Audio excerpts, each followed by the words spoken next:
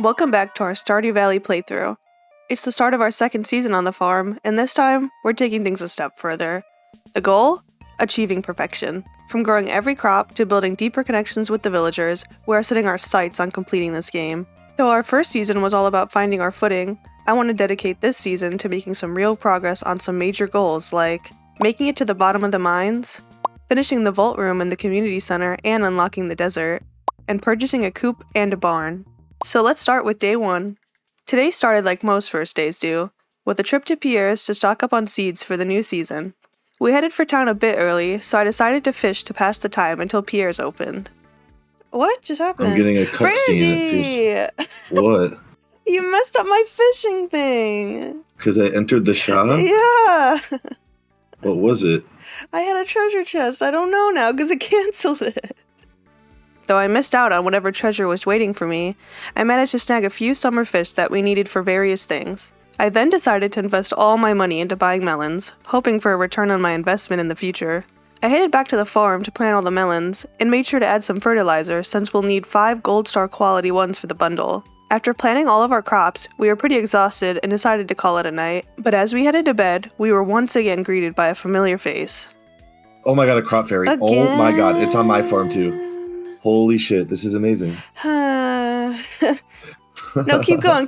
Come on, keep going. All the way over, all the way over. Oh, that's all my shit, sorry. Oh my god. Twice. That's actually rude. Though I was a bit upset about my crops being once again skipped over, it wasn't all in vain, as Randy managed to get 3 gold star melons. After that, I headed into town to pick up my steel axe from Clint. Next, we made our way to the beach, making sure to chat with everyone we passed along the way. And even though we've been here for an entire season, there's still some people who aren't too fond of us. What's up, Haley? She said I'm all dirty. Are you fucking kidding me? Oh, awkward. Go fuck yourself. So Haley's here, and Elliot. Ew, she called me dirty too, what a bitch. Yeah, she's the dirty one. I finally made it down to the pier to continue catching fish for the community center. I started off by reeling in a puffer fish that actually gave me a lot of trouble. I then had my very first run-in with the legendary fish. Oh.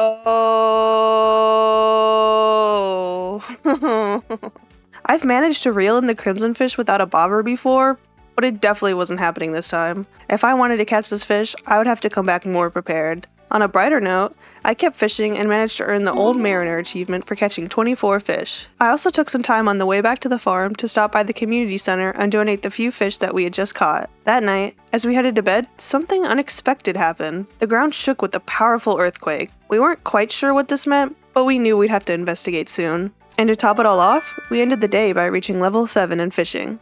On day 3, I made my way to the secret woods for the very first time. With our new steel axe in hand, we're finally able to chop down the hardwood here, which is going to be very useful down the line for easily gaining foraging XP. And while I was here, I managed to catch the wood skip for the specialty fish bundle. I then spent time fishing along the river, trying to catch even more fish that we needed for different bundles. I then swung by the community center to drop off everything we'd gathered so far today, and ended the night by reaching level 4 in foraging. On day 4, we stumbled upon the area that the earthquake had uncovered at the top of the town. We took a quick break at the sauna to replenish our energy levels and decided it was finally time to head back into the mines. We were getting quite close to reaching the bottom, so we set up a goal to conquer 10 more levels today and finally hit level 100 in order to obtain the star drop. Though we cut it a bit close, we hit our goal by the end of the night and made it to level 100. All the mining and mob slaying we did today helped us reach level 4 in both skills. We started day 5 by heading over to Clint's to crack open the geodes we gathered from the mines yesterday. And with our new minerals in hand, we swung by the museum to make a few donations. And as a bonus, we reached an achievement for donating 40 items. Also while I was there, I decided to grab the alleyway buffet book. Though I haven't really been mentioning it, my silent addiction has been rummaging through the trash at any point I get. Since this book buffs the chance of finding items in the trash by 20%, I felt it was a necessary grab. Next, I made my way over to the saloon to give Emily a ruby. Most of Emily's love gifts are minerals, which I can obtain very easily in the mines, which is going to make earning hearts with her a lot easier. I then completed a help wanted test for Marnie, and it was our 10th one, which earned us another achievement. And the rest of the evening was spent fishing in order to gain some more experience. And I'm not sure if we'll ever have one peaceful night of sleep this summer, as we heard another strange sound in the night. Oh. One of the owl statues spawned on her thing. I want it. On day 6, we woke up and investigated the strange noise we heard last night, finding a new friend for the farm. After that, we headed back to the mines, pushing through another 10 floors and making it to a level 110. Since we still had some time left in the day, we decided to try and catch a sturgeon. I caught it fairly quickly and headed over to the community center to donate it, completing the lakefish bundle.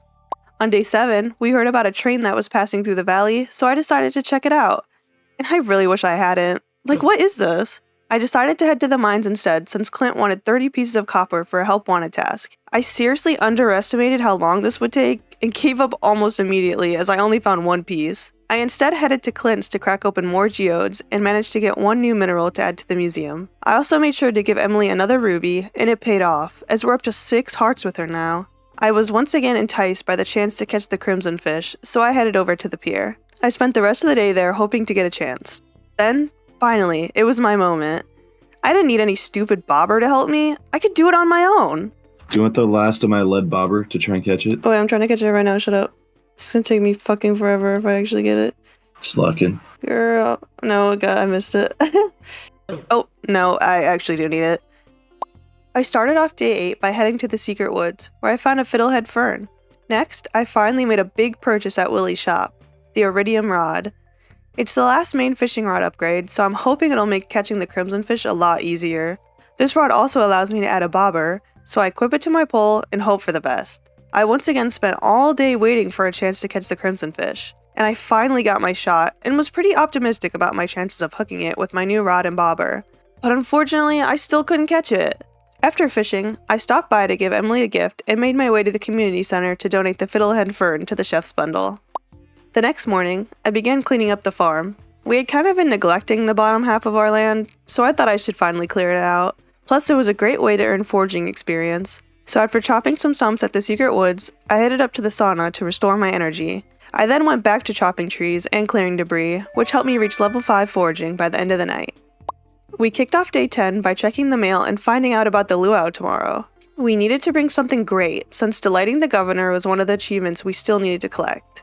After consulting the wiki and finding out that most of the gold star items we could use for the soup were pretty unattainable for us, we somehow decided that trying to fish up 2 gold star ice pips was the best option.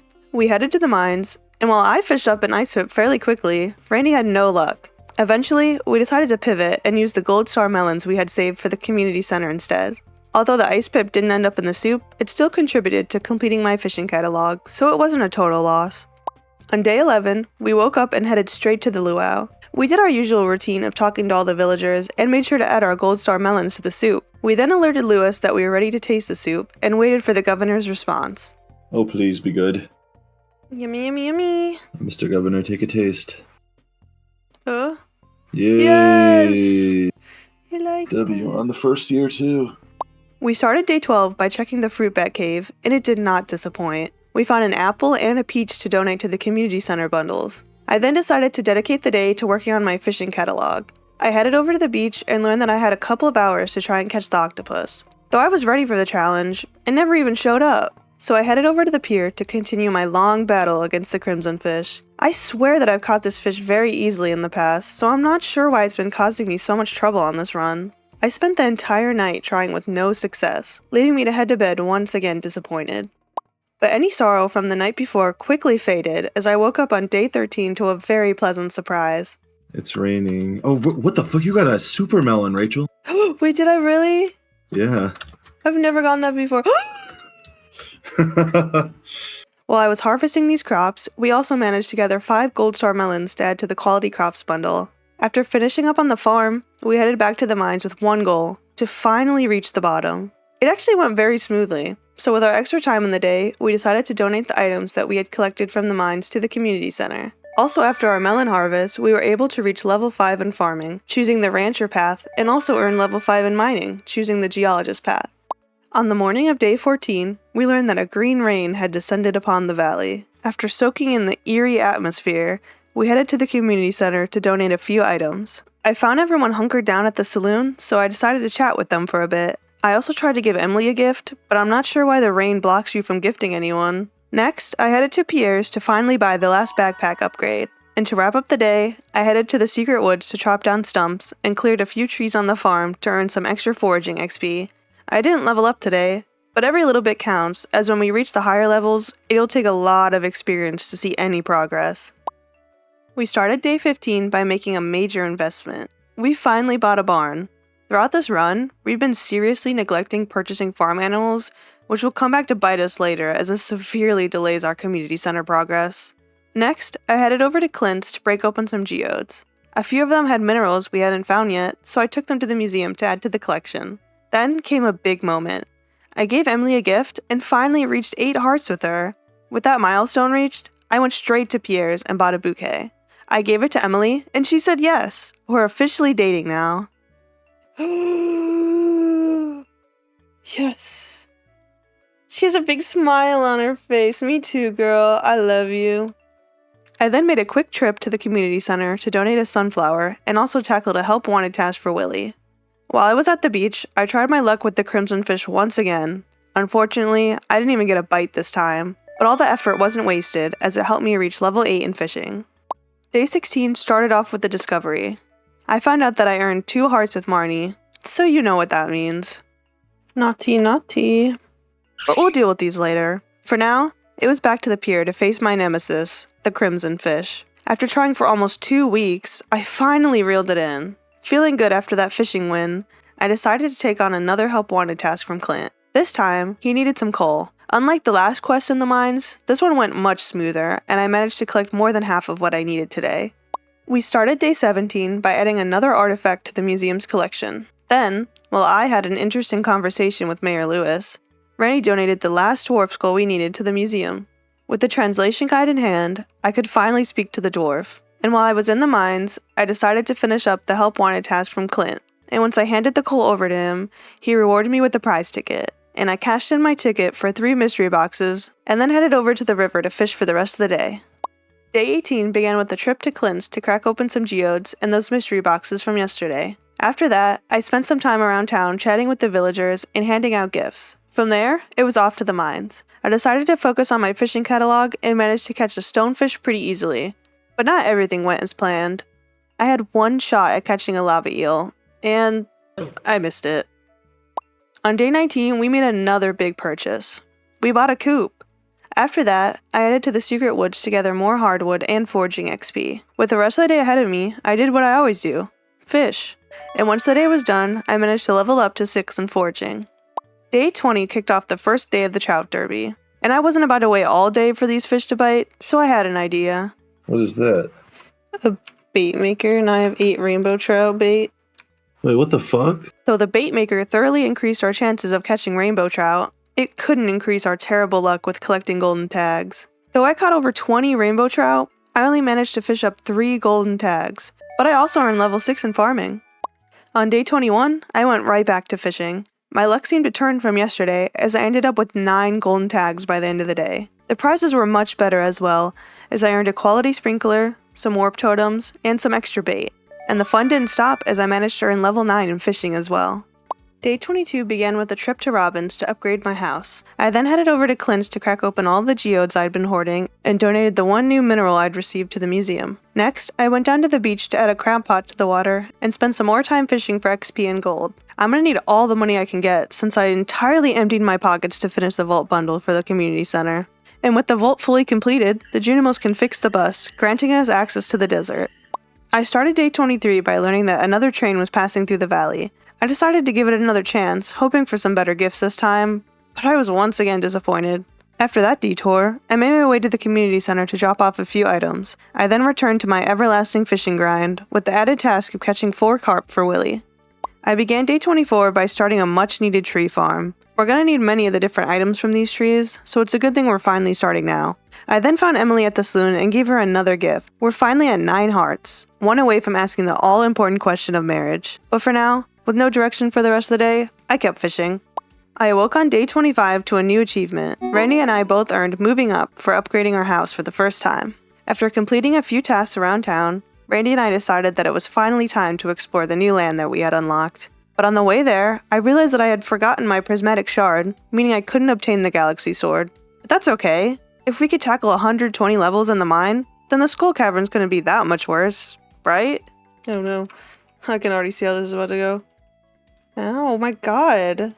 Oh my god, I'm gonna need help. There's a fucking serpent coming, please. Dude, this I'm gonna die if I get hit by it. I am also gonna die. Please help me, please help me, please. I got one dead. I'm dead. I need to eat. I'm dead too. I died. Already? The first level? That's fucking stupid that this is the first level. 1,000? 1,000? Took what? I took my sword, but I'm about to get... Hey, my salad? You took my salad? Why is I actually more upset than him taking my sword? I died too.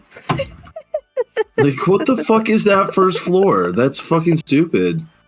After that near-death experience, I decided to take it easy for the rest of the day and gift a few people around town. On the morning of day 26, I headed straight to Robin's to purchase a silo. Not because we kept forgetting to feed our animals. No, I just felt like buying one. I then headed back to the desert to have my rematch with the Skull Cavern. But this time, I was equipped with the Galaxy Sword. And this time went much smoother, as we were able to make it down pretty far. We even got our first treasure room, earning me 5 mega bombs. And those bombs definitely came in handy, as they helped me get all the way to level 29, completing one of Mr. Key's first quests. And after my many run-ins with the serpents, I managed to reach level 5 in combat, choosing the fighter path. And I'm gonna be honest, I don't know what I was doing on day 27. Most of the day consisted of me just running back and forth around the farm, and nothing special really happened, so we can just skip to the last day of the season. I started day 28 by visiting my favorite person. Emily said she had something to show me, and it was amazing. Get it girl, ooh, hit him, ooh, get it girl. Oh, she breaking it down, go girl, look at her go. Oh, and the parrot. Wait.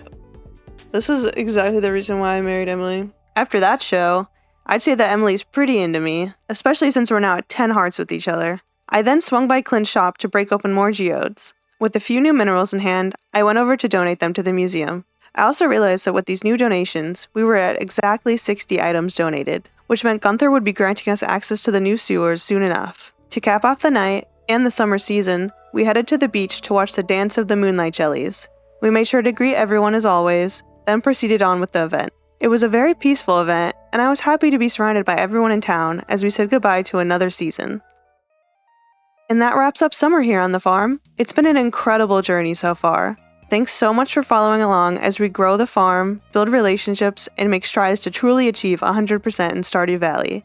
And if you enjoyed this episode, don't forget to like, comment, and subscribe so you don't miss the start of the next season. We'll see you in fall. Bye!